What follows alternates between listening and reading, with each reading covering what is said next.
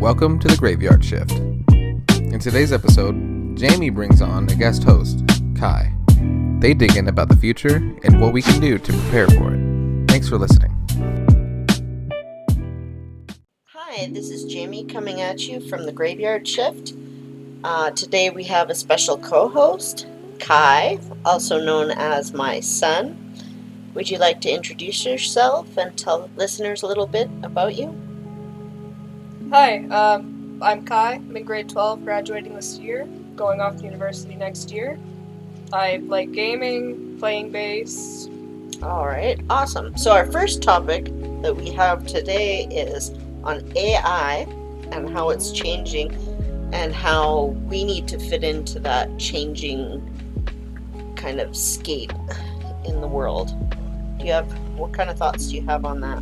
A lot of it is just stuff that used to take skill to replicate. You know, you want to put someone's face into a video, frame them as something. It would take a lot of time, a lot of skill, and a lot of practice to have done that before in a believable way. Now it's, you find the right video editing software, they can AI that on. I don't think that's the right verb, but they can use AI to kind of like transfer it onto that video. They've done that before. That's been another big concern. And this whole Drake lawsuit, they got his voice, they got it in a song. The Dre what? Drake lawsuit? I don't even know about it. Really? No, what is it? So you know who Drake is, right? Yep. Big music producer. He's suing right now, or his label is suing, because someone put his video, or his voice in a music song with someone else. And now that label is trying to sue because they sold that song to like Spotify, they got it on a whole bunch of streaming services, all without anyone's consent. Mm-hmm. Then that raises the concerns of, our voice is copyrighted? Yeah, can we copyright a voice? That was kind of the whole thing. And then we get into, all these other stuff, like can we copyright our DNA if people start making, designer babies? Because AI is going to be used in Medicare pretty soon. How are they going to use it in Medicare?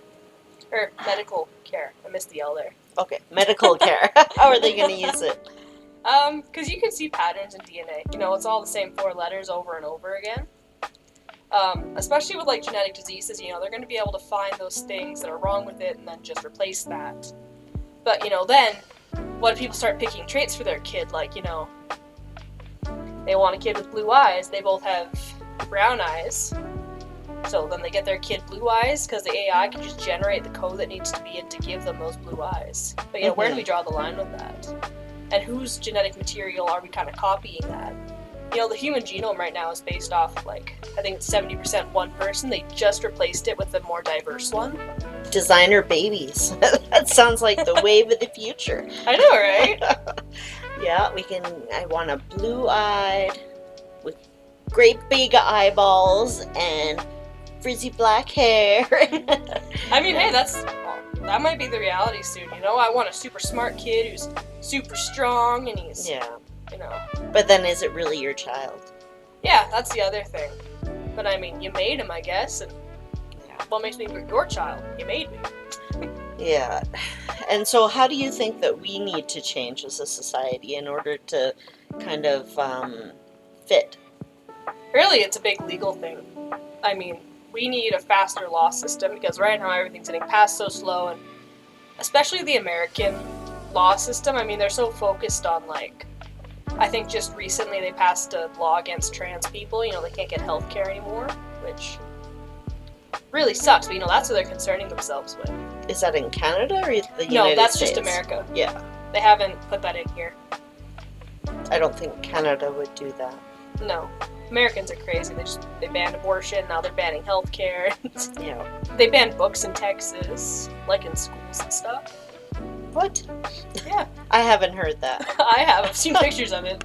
I know in most places, or some places in the States, they banned, Indian horse. We had to read that. It was about this native guy. He's a hockey player, and they call him Indian Horse. And he basically just deals with racism his whole life. So is it certain books that were banned, you mean? Certain books, but I think they took out a majority of them, in younger places. And now they're trying to pass a law against talking about periods under grade 6. Mm, You know, there's a lot of girls that get it even before that. yeah.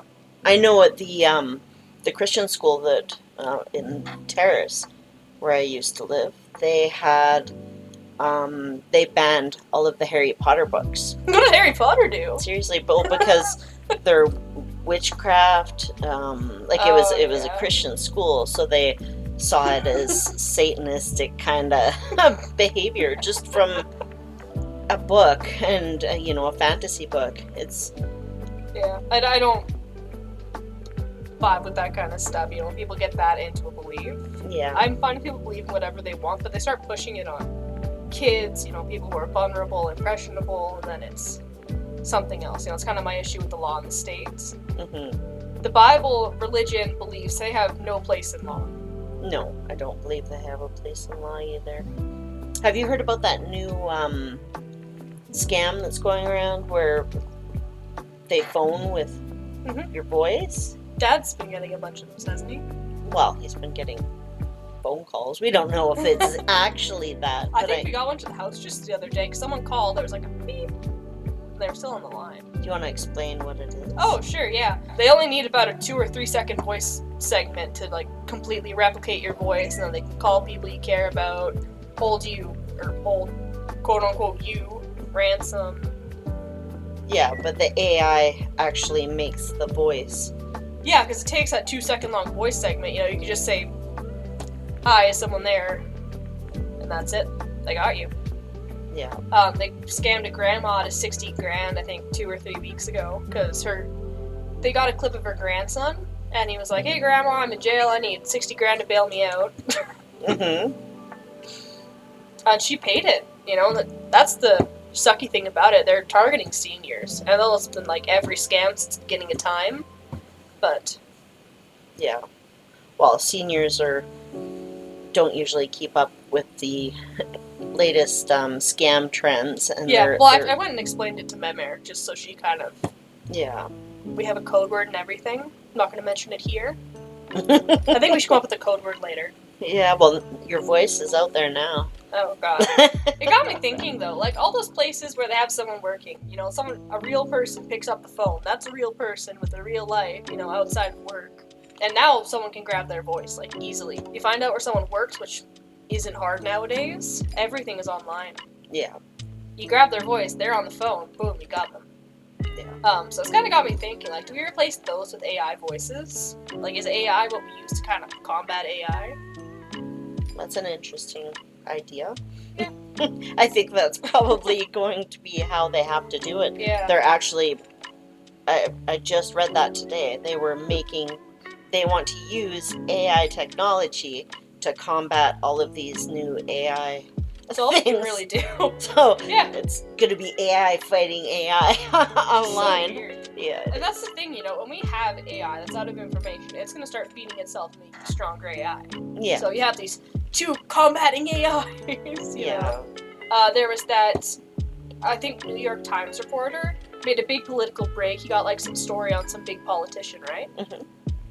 And that political party, I don't remember what the whole scandal was, but they basically developed an AI that would blackmail that guy and his wife.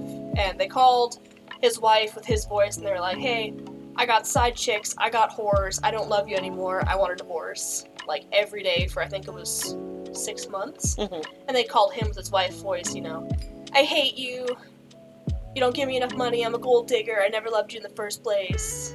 Like, that kind of stuff. I think they did actually wind up divorcing. No, they almost did, Oh, okay. but they didn't actually go through with it. I thought they did. No, they didn't. I think they got close. I had such a hard time finding anything about it online, though, because I went to look into it. Mm-hmm. And so is that have to do with AI algorithms? About the... I mean, everything with AI is kind of an algorithm. But, Yeah. You know, the really interesting thing about AI is it's taken so many different languages and software. Like, you know, 20 years ago, you wanted to learn about voice recognition and you wanted to learn about image generation, right? those would have been two completely different facilities on a technology campus because they are such different lines of code. ChatGPT, one of the big chatbots, I'm sure you've heard of it. What they've managed to do, and what all those like text-to-image generators have managed to do, is they've taken all of those different software languages, you know, music generation, voice recognition, image generation, all that, and put it into one giant AI engine. So it's like an amalgamation of technology that's, you know, going to get to be smarter than us someday. Yeah. They've already hit that takeoff point. I know it's like in every sci-fi movie, but you look at the stats, we're already there. Yeah. The chat GPT, the AI chat, it can, if you tell it to write a story about something, it can write a whole story. It's very, I've done it like just looking for some different ideas, but basically you tell it what you want, but they're very not well written. No, they're very like static, like, yeah. I went to the store. The store was fun. Yeah, it's very, we talked about using it in marketing in class, and the thing was, like, yeah, you can use AI in marketing, you can use it to send out emails, you can use it to write whatever the hell you want, but you are never going to have that human connection with it.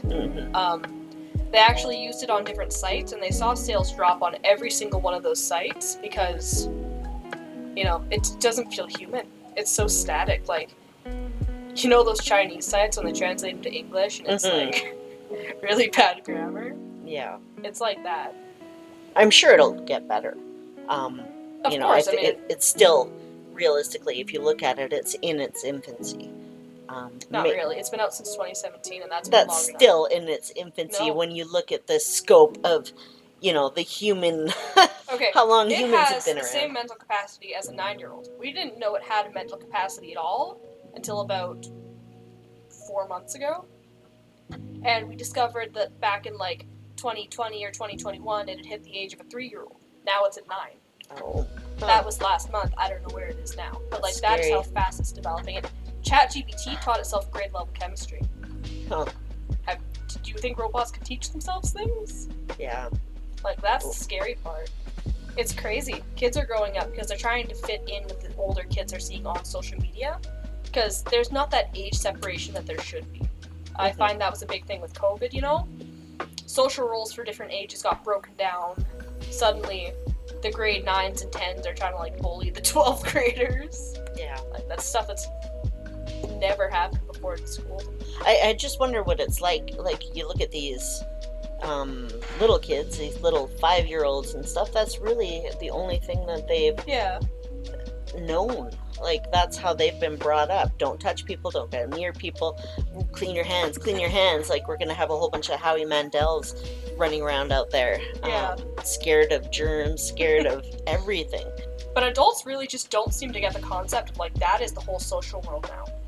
Like I've talked to Dad about it. He says, you know, back in my day, we used to go to parties and like that kind of stuff. You know, if you wanted to get with someone, you had to like court them. You had to be. You know, you had to be a man, make the first move, that kind of stuff, right? Now, there was an interesting comment in the AI dilemma. You know, if you don't have Snapchat, you're nobody. And that was a really interesting statement to me because it's true. I need it to be in touch with school, with other people from school. If I don't have Snapchat, does that make me a nobody? Well, you're not in that social world, but even you're on your stuff all the time, right? You have your friends online. You're kind of more into it than Dad or Mama would understand. But, you know, it's just, they don't understand that's the whole social world now. People don't go to dances or parties to party. It's, you know, who can get the most Snapchat, not followers, but very simplified version of it. Yeah. People, you know, they go to post stuff on their stories to look the coolest online. Because that's the whole thing now. You know, you want a good Snap score, you want the most Instagram followers, you want the most TikTok followers. Yeah, and you're a failure if you don't get enough. Yeah, because you're not cool. I mean, I wasn't on Snapchat in like, I think grade 9, 10, that whole area where social media suddenly became this giant thing. It was how we connected. So now I'm a total loser because I didn't get in on that. Yeah. I actually watched a show. Oh my god, I'm just thinking about it. and I can't remember if it was a series on Star Trek or if it was a movie. But basically the premise was everybody had a rating on them. Like they wore it on their arm. They all had There was an episode of Black Mirror like that. was it Black? I watched Black Mirror, so that might have been it. And basically, they would execute them if they did anything wrong on social media, or if they fell. I think it was if they fell below a certain score. Yeah. It's just crazy. I know the Black Mirror episode, it was like, everyone had a certain rating, and if you had a high enough rating, you could get to these places, but if you had too low of a rating, you had to be in, like, the bum area, because that's where you belonged if you didn't have what you needed. Well, the one that I'm talking about, it actually led to them getting killed. Like, they would kill them. Yeah, I mean, it's kind of like China's system, People can, like, say you've done something good and you get credits for it, or they take down your credit. It's really interesting. I'd look into it sometime. China? Yeah, China. What do you mean? They have a social rating system. If you do bad things, like you don't pay your stuff on time or you're a criminal, then your score goes way down. If you have a high enough score, you're considered like a model citizen. You get free stuff, you get like first class on airplanes, you get hotel rooms, high living, like all this amazing stuff. In all of China? I don't know if it's all of China, but I know in some parts of China. I watched a big documentary That on is it. weird. Yeah, but I mean, it's a really similar idea online if you think about it. But, kids nowadays are stuck to their phones because that's exactly it. That is the whole social world now. Yeah. And, yeah. No, that's really interesting. It's a lot to definitely think about. Yeah, and that's kind of the algorithm portion of it, too. Yeah. Because really, without that algorithm, we wouldn't have that kind of stuff. And it's led to so many things. Like, there's been a really big polarization of political groups online. Like, how they stormed the Capitol however many years ago? That was linked to an online, I think it was an alt-right group. Yeah. Then there's QAnon, the whole Pizzagate thing. Those just get more radicalized because it's so easy to be in, like, this little club online, and then... That's all related to the social media, yeah. Yeah, because, people are going to tell you what you want to hear, and then the algorithm decides that's what you want to hear, so you're just going to hear that over and over again. Yeah. Misogyny has always been an issue, but social media is making it worse. We've had 2, like, full-blown terrorist attacks in Canada that were because of misogyny. A guy killed, I think it was 2 women in an erotic massage parlor. And then there was another one earlier on. But those are, like, recent things because those groups are so easy to get into online, like incel forums. Yeah. I only discovered what that meant recently. What? Incels? I don't know what that is. Involuntary celibates. It's like... I still don't know what that is. Okay. It's like these groups of guys online that, they're total losers, they can't get a girl, and it's, the whole stereotype of guys that are like, nice guys finish last, women just don't want because I'm too good. Like that kind of stuff. Or it turns into this, like, total hatred of women because, they're stuck up and they're objects, and, I am owed a woman. That's one of the big radicalized groups online right now. Because those people, they meet each other through the algorithm. Yeah. They talk, and then it just gets, rolling, and then it's just going and going until eventually their beliefs are so hardwired and, almost justified by talking to each other. That, they start acting on it because they genuinely believe that. Yeah, it's definitely a crazy world. Yeah, I mean, that's also stuff that AI algorithms have done. It was so simple, Click on something you like, you find stuff that's in the same category, and that is exactly what it's done. Yeah. Well, we've talked a lot about AI. Okay, it's interesting. It is interesting. I'm sure you have a lot more knowledge in there to share. I know that you're very passionate about it, and you like learning about it. Let's talk a little bit about gaming. So what kind of gaming are you into? Shooter games. Those are fun. But also more story-oriented games. Okay. Like what? Fallout 4, Trip Come Human, Minecraft isn't really either of those categories, but who doesn't love Minecraft? Classic. I know. And so tell me a bit about Fallout. Okay. The whole premise of the game is, you're this person and you were alive before a big nuclear war. And you had, well, I play as the guy, so you had a wife and a kid. And they freeze you in this big vault because you served in the military. And your wife gets killed and they steal your baby. And that whole nuclear war happened because technology became so advanced that there was such a demand on the natural resources that people just couldn't keep up with it anymore. Mm-hmm. So all these countries started fighting over, resources, all this kind of stuff. It's actually a theme to Detroit Become Human 2. If you read like the little magazines or the side quests in the game, you see a lot of it. Like they're trying to mine Antarctica, which they're doing now. Yeah. Read about it in the game and I was like, oh, that's never going to happen. Yeah. What was it, the Willow Project? The what? Willow Project? I don't know.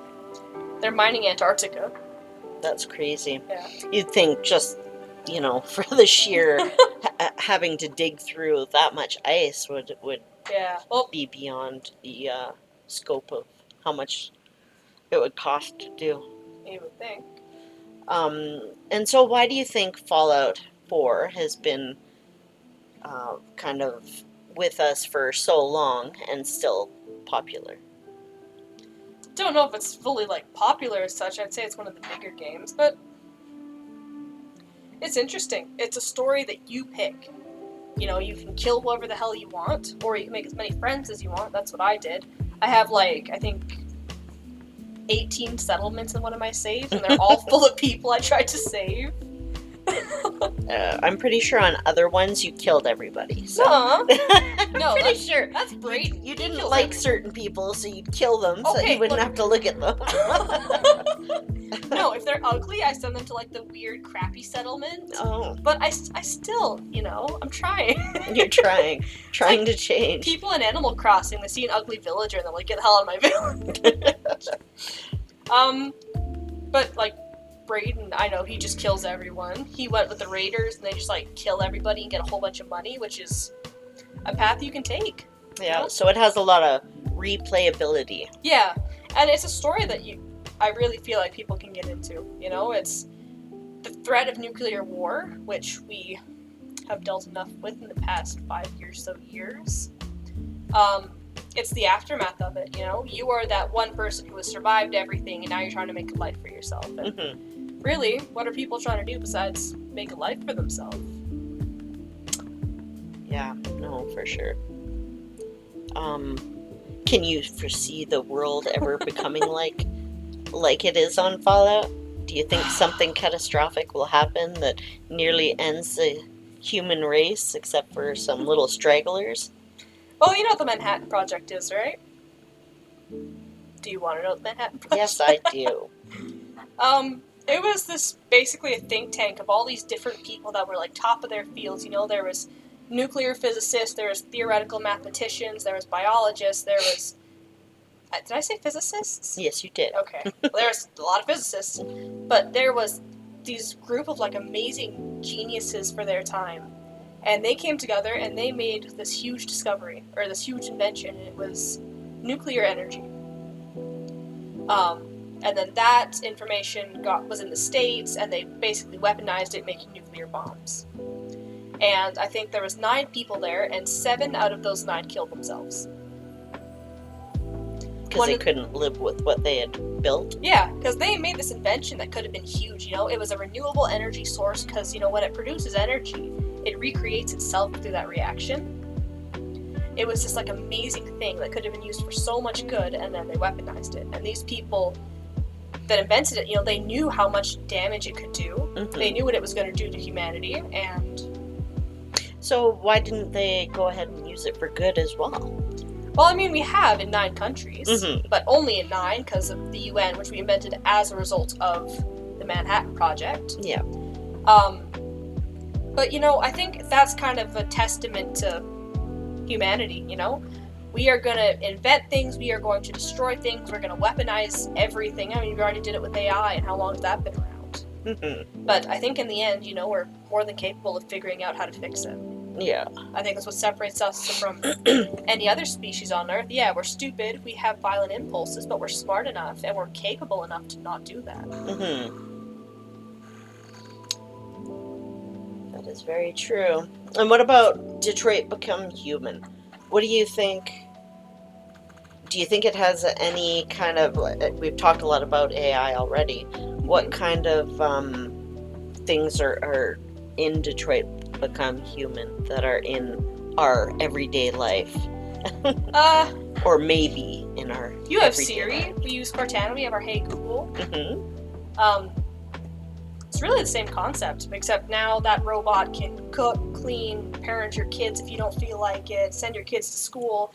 They even make androids in the game to act like your kids. They make androids to send out into war. I think 60% of the military in that game became androids simply because it was so high risk and they didn't have to pay as much for robots. Yeah, I just found that game really interesting because suddenly technology is so advanced that we end up relying on it totally. And we use it to imitate that intimacy that we should get in our life from other people. Yeah. Like, there's a strip club full of androids. That was the Eden Club, I believe. But, you know, that's just it. It's replacing people with robots. Yeah. Well, there's so many lonely people out there. That is going to be the next big pandemic. Yeah. Because AI is going to target intimacy next. Because so many people are lonely, so many people are online and looking for validation that, you know, if an AI chatbot can get you to like it, to be friends with it, to be willing to spend money to be friends with it, that's how they profit off you. That's how they get you. That's like that show Her. What's that about? Did you see that? It's called Her, and it's basically about a guy that falls in love with a Siri. I can't remember what her name was, but basically he fell in love with the voice on the other side. Oh no, I've seen that. Yeah, did you? Yeah. Yeah, I wasn't sure if you saw it. I vaguely remember. That was been a long time ago.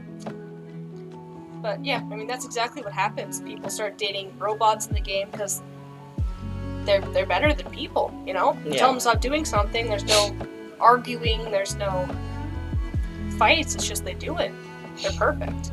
Yeah, I don't know if that would be perfect though, because there's no personalization. Like there's no feeling behind it in the same way that you would get with another person. You know? Yeah, like, you know, there may be fights, but fights are all just a part of growing together and learning how to.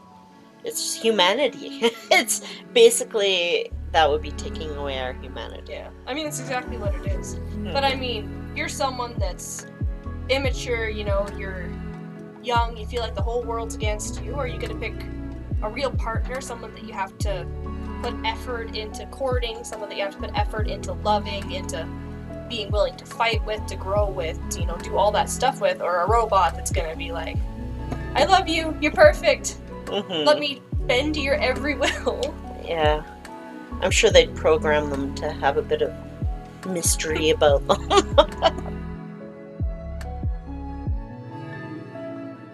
That was 60 pounds on my back, over or at 50 times. And I think that was a 200-meter course. That might be a little long. They had a simulation of the pump. It was a couple pieces of wood. And then you carry that around the lab, I think 4 times. And then you drag 80 pounds. I didn't complete it. I did complete it the first time, but I wasn't on the time I needed to be. I think I was at 27 minutes. You have to finish it in 14.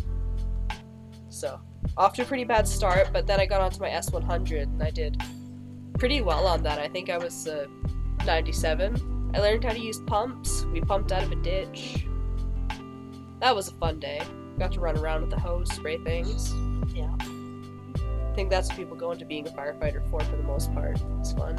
I did my level 1 workplace whatever first day and then my transportation endorsement, so I can put people in a stretcher.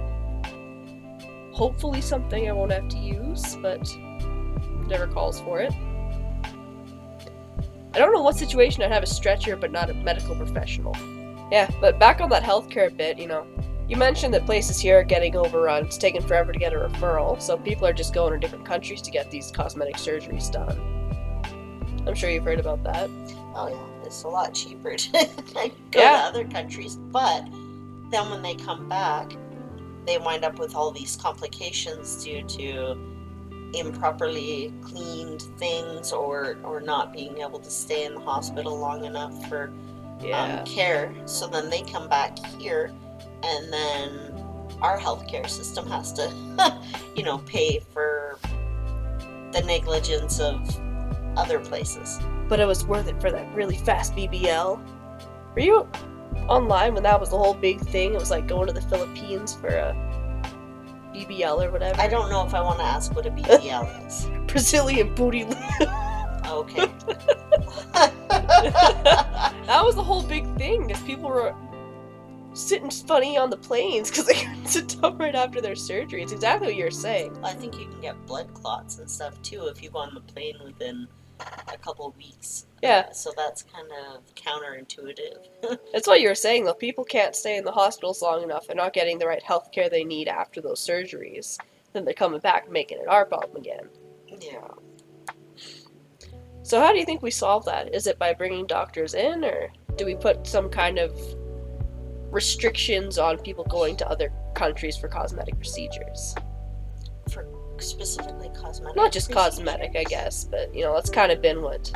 Well, I do know that they're trying to take away some of the restrictions from getting international doctors and nurses to kind of come here, but because before, like, I've talked to people that were like nurses. They had their degree in like the Philippines, and then they come here and they can't practice nursing because they don't have the same kind of nursing program as they offer in the Philippines. Yeah. And also they weren't from South Africa, and according to my doctor, our doctor, the training in the Philippines for being a doctor, or not the Philippines, sorry, in South Africa, is actually better than the training that you get here to be a doctor, because he said once the people get out of medical school here, they're basically completely, I was going to use bad words, but they're completely, they don't, PG. Yeah, they don't know what they're doing because they haven't been put into all of the different situations that there are in being a doctor. Theory Here, without experience is just ideas. There's Yeah. not much you can do with that. well, here when you're trained, they just teach you the basics. They don't teach you things like in South Africa, you'll learn all about birthing. Here, not every doctor can be a delivery doctor. That's kind of like a specified thing because here, it's isn't it? specialized. But in South Africa, they train that with the whole program. They get experience, like hands-on experience in labor deliveries. They get hands-on experience in like basically every section in anesthesiology. Seriously? Yeah, like here you have to specially do. Yeah, there's anesthesiologists. just That's their job. anesthesiology. Anesthesia. I don't know why I'm having such a hard time with that word, but you know what I mean. Almost as bad as Worcestershire. Worcestershire. Worcestershire. English Yeah. language. I'm sure that's not from English. Worcestershire. Must be from somewhere else. Anyhow, yeah, no, they fully train them in all the different aspects, but I don't know if it takes just as long, like if they cram it into a smaller space, or Yeah.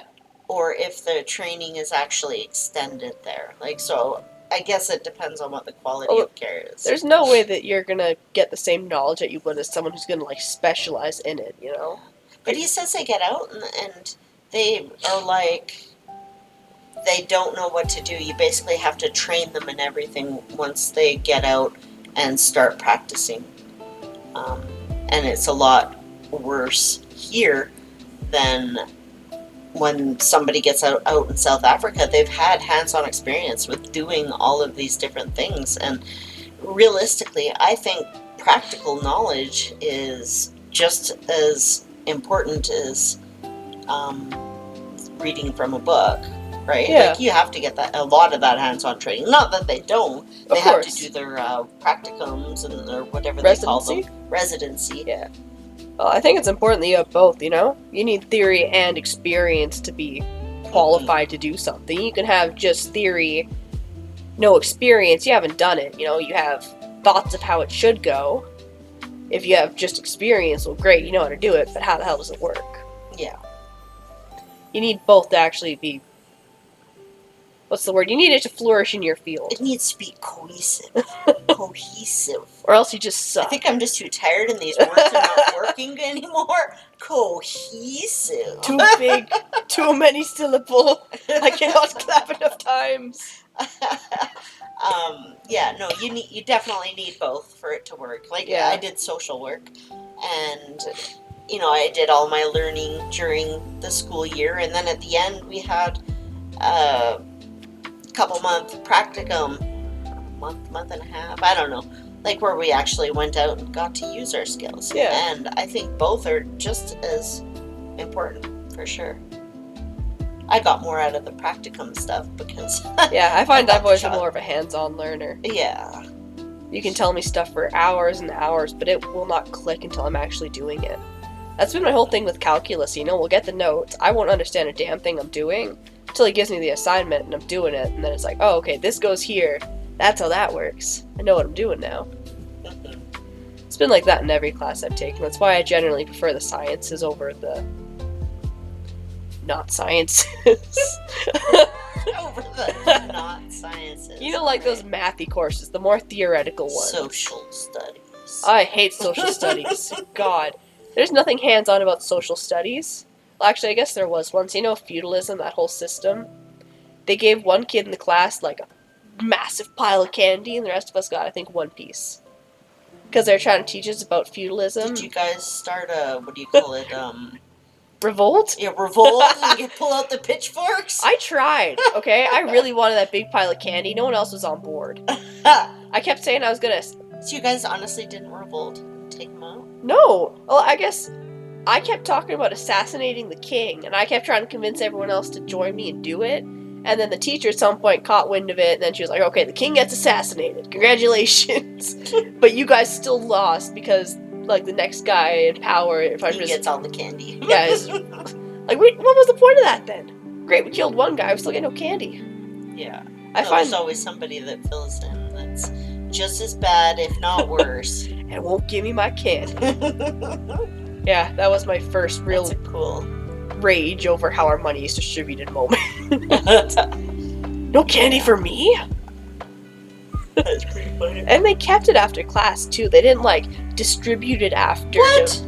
I know. Usually with this kind of stuff, you know, they make a point by doing it, but then they fix it, you know, then it's fair and it's even. They didn't. Yeah. They just let us Then suffer. wouldn't that be like communism? No. Which one is it? Socialism. Yeah. Which one is the one where everybody gets paid the same? Socialism. Is that- Communism, yes, would be that, because everyone has the same except the guy in charge, because he has the giant pile of candy.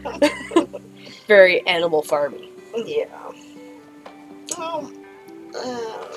About the doctors, though, how do you think people would feel about bringing in doctors from different countries? Because I know there's definitely a bit of xenophobia in this country and a lot of other first world countries. Well, I've met some, back when I was working as an employment counselor, like I met people who came from the Philippines and figured they'd be able to come here because they had a degree in nursing and they thought they would come here and be able to be a nurse. But they had to do, I guess it was a bunch of different steps to do it. Plus there's the language barrier.